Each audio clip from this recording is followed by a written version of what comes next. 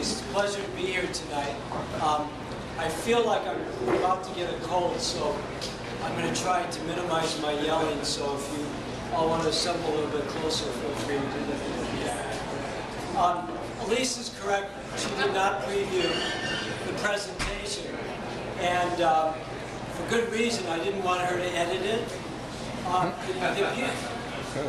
The beauty of Move San Diego is that we've got board members with lots of ideas. So the first thing I want to share with you is that what I'm about to talk about is dominated by my ideas, and we've been sort of moving our mission statement around admissions at Move San Diego so that we can accommodate what we think is a broader transportation opportunity future. And I'm going to sort of explain that in a minute. I also have to confess that in addition to the fact that these are my own ideas, and I'm completely unqualified in everything except the land use portion of it, there are a number that, there are people on the board who have different perspectives, different ideas, and that's sort of the fun part of being involved in the transportation thinking business, because we've got a very complicated urban environment with the opportunity for lots of solutions. And I just sort of wanted to think out of the box a little bit and share with you some of my ideas as to what the areas where those solutions might lie. And I will tell you straight out that I'm a real estate analyst. What I do is conduct real estate economic studies for real estate developers and real estate investors. And a lot of what we do involves land use, it involves economics, and indirectly involves transportation, but you're definitely not going to get a talk from a transportation engineer here tonight. My idea, my approach tonight is sort of to juice up the issues a little bit and see if I can get some dialogue going. The way I look at transportation solutions, particularly in this community, but in many, many communities around the country, falls into 4 separate categories. And I want to talk about those categories tonight. One is economics, the next is technology, the third is behavior modification, and the fourth is land use. And out of the 4 areas, it's land use, which I'm probably most qualified to talk about, but what the heck, I'm going to talk about all the rest as well. The reality of it is that we have public transportation in San Diego City and San Diego County, but it's dominated by people of low or lower middle class incomes. And it's dominated by people who are maybe don't have the opportunity to drive their car, not so much by choice, but by need and by necessity.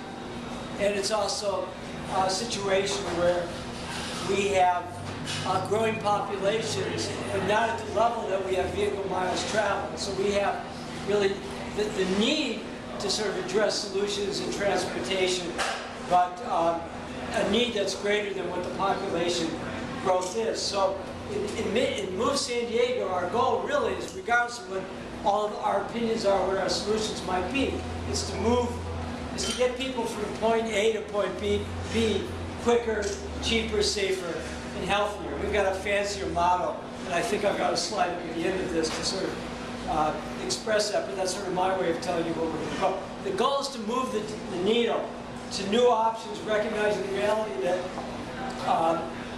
that we can't any longer accomplish moving from point A to point B simply by getting in our automobiles alone. We've got too many trips, too few roads. And I will tell you personally that my own view, and a lot of my clients are in the real estate development industry, and that's the industry that I grew up in.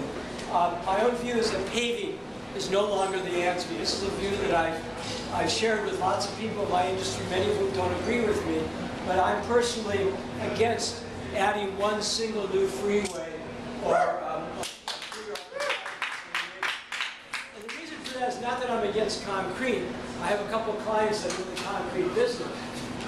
It's really that I'm thinking that we have other options and other opportunities, and it's important that we explore other opportunities. Here's one.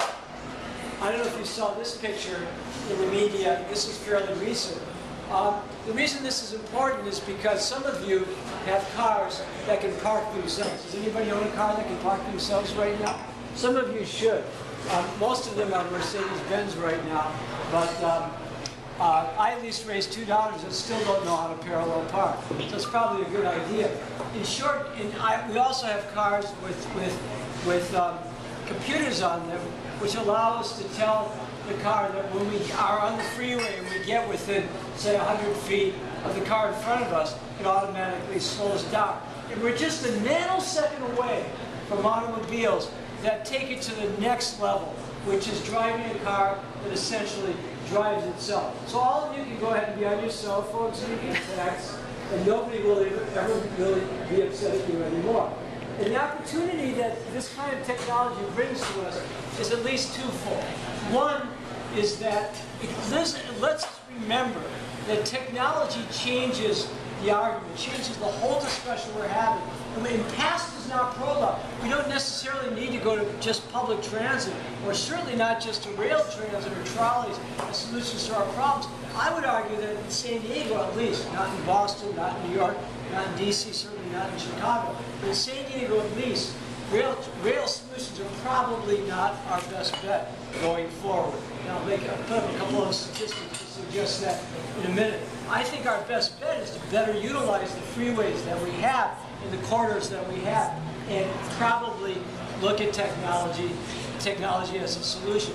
And one of the opportunities of using technology like this, I think, although again I'm not an expert, but I think it allows us to go 60 miles an hour on a freeway during the most congested part of the day, 1 foot away from the car in front of us. And if you just think about that from an accommodation perspective, it allows a lot more personal vehicles, whether we call autos or something else, to be on the road. And we can't, because we're so wedded, particularly in San Diego and Southern California, to personal transit, I should say to personal vehicles, we can't just ignore that.